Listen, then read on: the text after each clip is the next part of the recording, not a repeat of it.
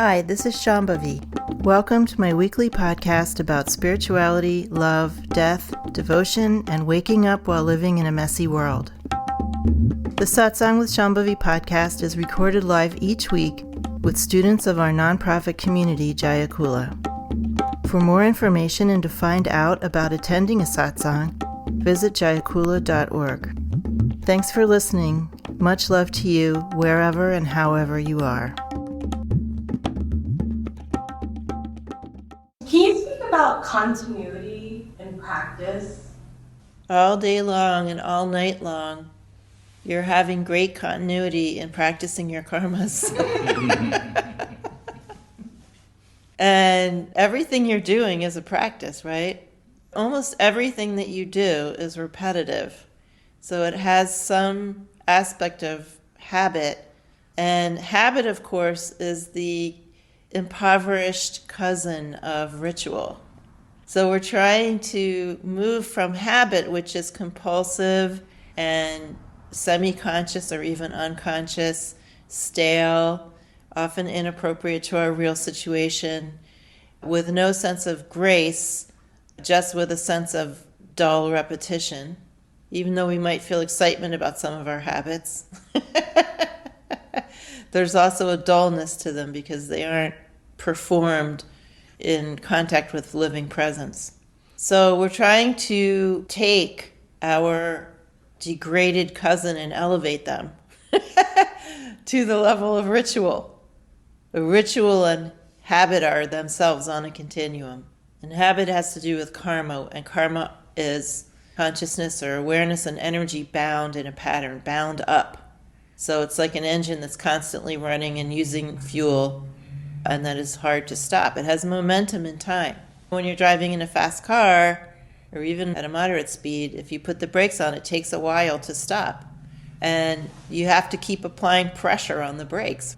So that's what our sadhana is. Basically, we have a speeding car of our karmas, and we are trying to slow it down, stop it, and move that energy in a different direction. And that's what we call ritual.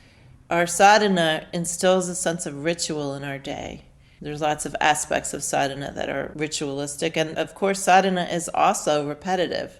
And in the scriptures of the various Hindu traditions, establishing a daily practice is referred to as a samskara, in the same way that our habit patterns are. So it's recognized that we are using our great capacity for repetition to instill a feeling of grace and sweetness into our repetition and experience our habit of repetition more as ritual, which will eventually lead us to a state of spontaneity. So if we want to change the momentum of our habit patterns, we need to apply an opposite or a force that goes in a different direction. And it needs to be done every day. Although it's funny to say we're practicing our karmas every day, we literally are, literally every minute of every day. By the grace of God, we don't have to divide up our day into 12 hours of karma and 12 hours of sadhana, or like 12 hours and 1 minute to overcome all of that force of karma, because we literally are practicing our karmas 24/7, most of us. By the grace of God, we only have to practice an hour or two a day to have significant impact on the other 22 or 23 hours. But it really is a matter of changing the direction of our energy. We literally have to do that. The other thing is that our karmas, our habit patterns, cause us to want things that aren't good for us. So we all have habits where we want to do things or not do things, and either the doing of them or the not doing of them, even though we know they're not good for us, we still continue. And that is an aspect of a really deep groove, and it requires quite a bit of effort to change that over a long period of time, until we get to a tipping point where we want what is actually good for us. We want what will help us to wake up. So let's take relationships. Lots of people are in relationships that they know aren't good for them, but they're afraid to be alone, or they're afraid of other repercussions of breaking up from something, even though maybe they're not being treated well, right? Many people experience this in relationships. They're literally not being treated well. They're being abused, and yet they stay in their relationships out of fear, and maybe they have a sense of belonging. They're afraid of not belonging to anybody, or they're afraid of being hurt more in some way. So that's an example of doing something we know isn't good for us. It has a lot of momentum. Then there's, of course, a lot of huge cultural, social karmas that come to bear on those kinds of situations. But if we're at a different stage in our lives of waking up, if someone abuses us and it looks like that abuse can't be worked with and isn't going to stop, we just have no hesitation. We walk away from it. No hesitation whatsoever. So this is the freedom that doing sadhana gives us. It gives us the freedom eventually to choose what is good for us. And eventually it leads us to a state of utter spontaneity, of being immersed in living presence and being able to respond to that in an utterly spontaneous way without any preconditioning. Now, most of us are not going to get to that point in this lifetime. But if we can change the momentum of our patterns enough, repurpose that energy, so to speak, and work out some of those major patterns that are causing major unfreedom in our lives. And we have lots of justifications for that unfreedom. We have lots of reasons why we must stay in the things we stay in and avoid the things we avoid.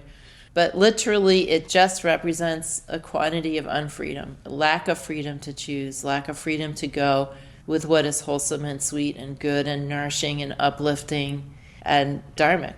So that's why we want to practice consistently, because we are literally changing momentum that is there every day driving us. So if we don't do something every day, we never really make a dent in those patterns. And then, as one of my teachers said, sadhana becomes just like an aspirin. We have a hangover or we have a headache from our lives, and we do a tiny bit of sadhana every now and then when we feel really bad.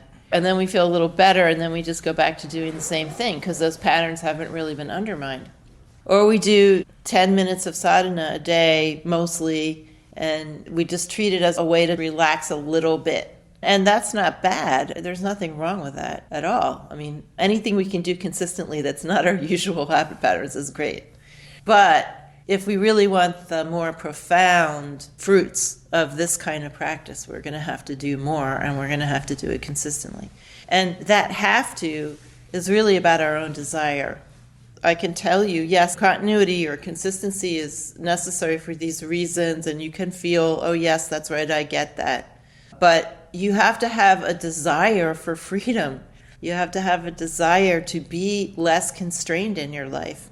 You have to have a desire to live louder and live more spontaneously and live with more grace. You have to have a desire to live according to what you know is your own value and your own goodness, and health beyond any conventional idea of whether you're sick or not.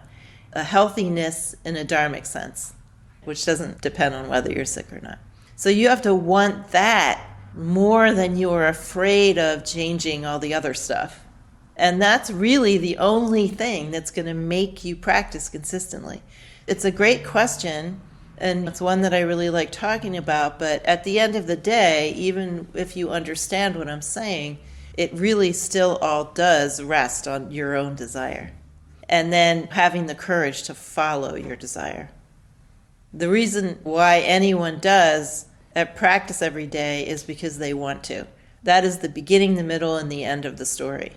Many times people will say to me, oh, I'm not practicing, or I'm only practicing intermittently, what should I do? And I'll say some stuff, I'll make some suggestions, but all of my suggestions are going to be suggestions for making you desire to practice more, like beautifying your altar space, things like that. So it really has to do with that. And sometimes people feel desire, but then there's a lot of things in the way that prevents them from acting on that desire. Then that's where courage comes in. If we have gotten ourselves into a situation where there are people in our lives who don't want us to practice or don't want us to live the way we want to live, if we've gotten ourselves into various relationships that depend on us not being ourselves, not being that most wholesome self, then we are going to get pushback if we decide to live that most wholesome self. And that's just the way it is. We just have to be prepared for that. We have to be okay with being disapproved of. We have to be okay with disappointing people. We have to be okay risking other people being angry at us. Because when we have lived a lifetime out of fear or pleasure seeking or whatever we've done, we've made contracts with people that we have relationships with, spoken or unspoken. And then when we have enough desire that it makes us want to change how we're living, we have to break those contracts. Period. That is just unavoidable. It's part of maturing as a human being. I mean, and this goes for anybody, not just people doing spiritual practice. Hopefully anybody, not dependent on doing sadhana. Hopefully anybody, as they live, they get a little more wisdom and a little more confidence and a little more self-knowledge. And then maybe the contracts they made when they were 23 years old don't make sense anymore. This is just part of life, leaving behind what needs to be left behind. And one cannot have a fulfilling life if you're not willing to do that, for whatever reason. And there may be discomfort in that, and there may be real danger in that in certain circumstances. Whatever it is, this is your human life. You don't know if you're going to have another one soon or what's going to happen. And you should live the way you want to live, not the way you used to want to live or not the way other people want you to live. Why not? There's a great Japanese movie that is just a touchstone for me. It's called Asianica. And I think it takes place in like the 1800s or something. It's one of these big panoramic sprawling samurai movies. And there's a main character in it who's a sex worker. And she basically leads a popular uprising against the powers of oppression. And she sings a song called Asianica. That's kind of the theme song of the movie. And Asianica means why not? Why not just live? Why not just live boldly? Why not just live creatively? Why not just live the way you want to live? Why not Asianica? This is obviously my brand.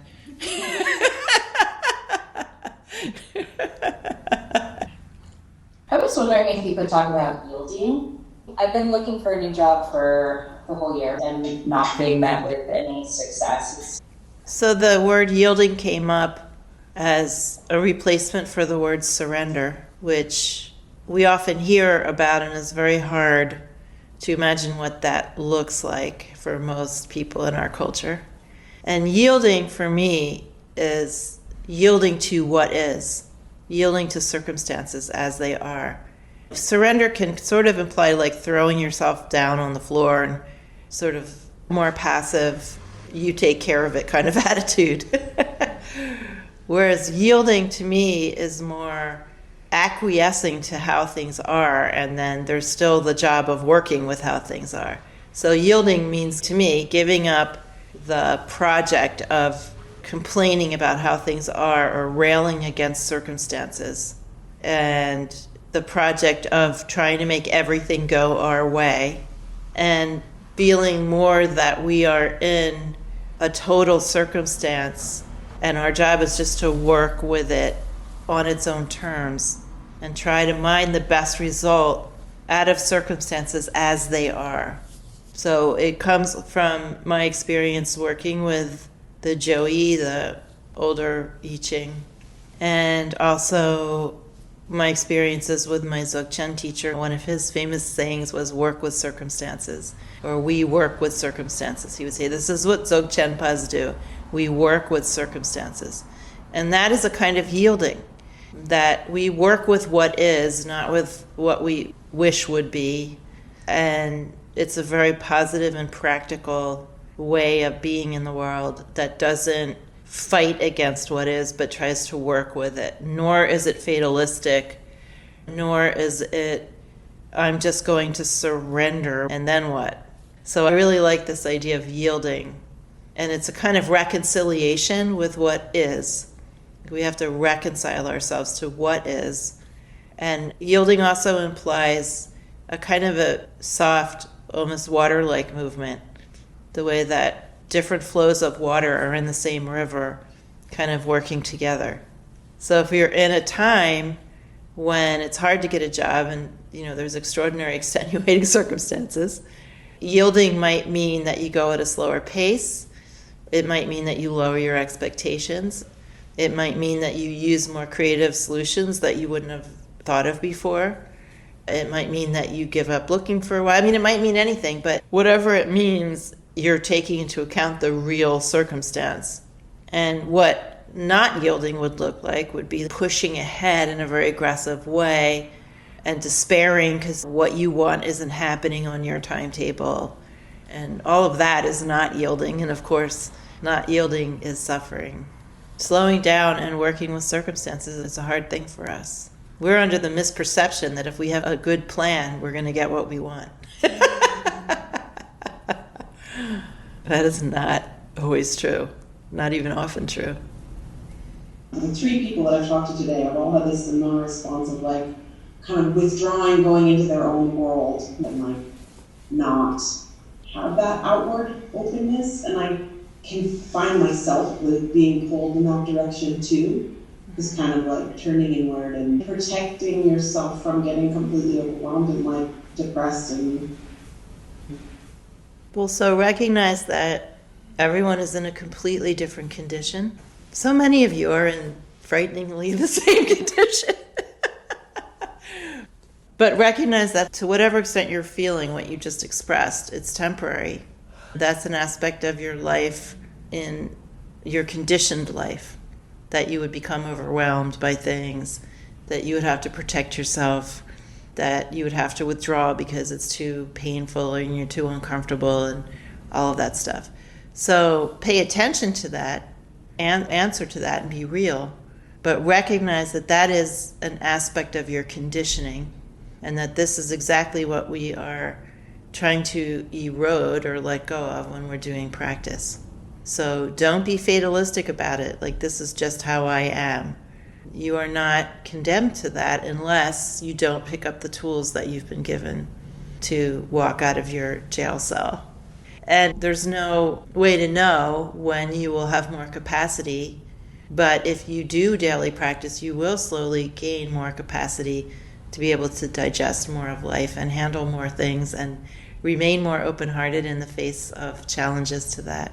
And it'll just happen in its own time, and each person's time is unique.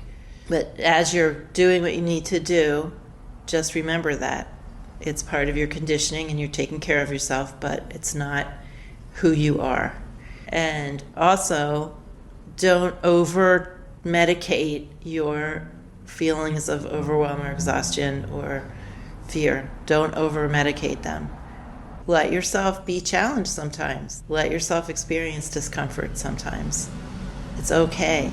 Being uncomfortable is actually a source of growth, which so many people that I meet don't understand. They think that discomfort is scary. I don't want to be uncomfortable, and they're actually scared. One aspect of this is teaching people Nadi Shodhana.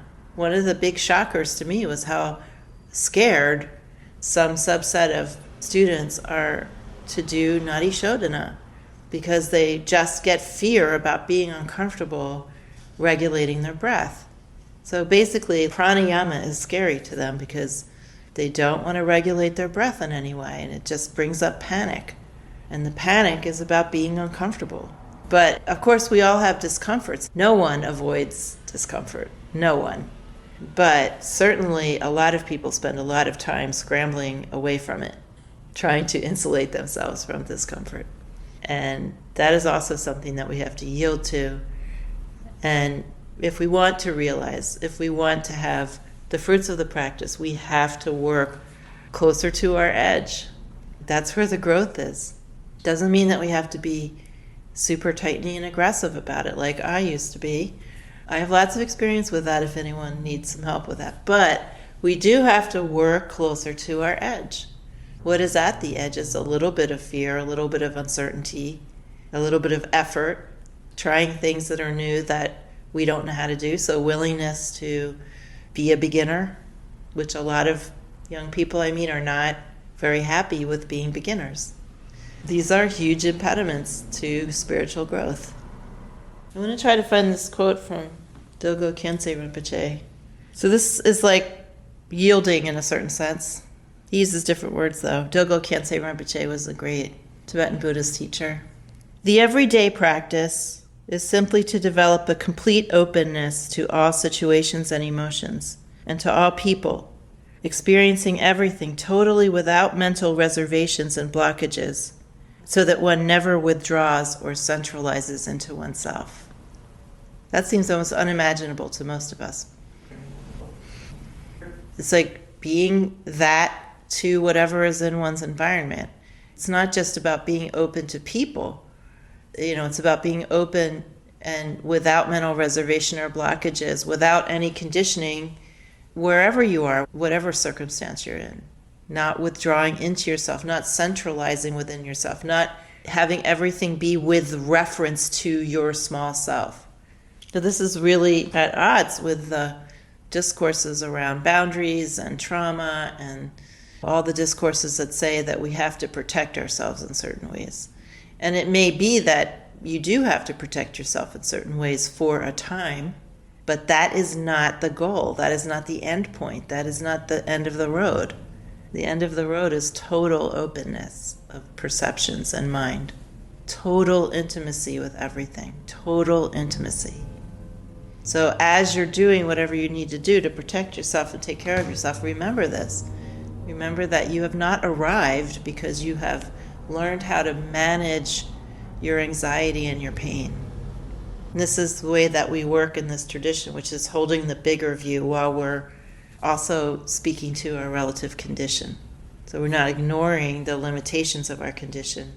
We're working with them very practically, but at the same time, we're not mistaking those relative conditions for our real nature. It's a bit of a juggling act.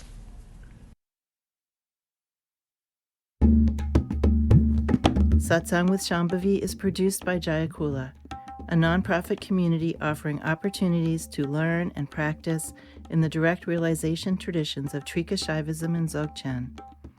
If you enjoyed listening, please help us keep this podcast and many other teachings open to all by making a monthly or one-time donation. Visit jayakula.org to make a donation and explore more of our offerings.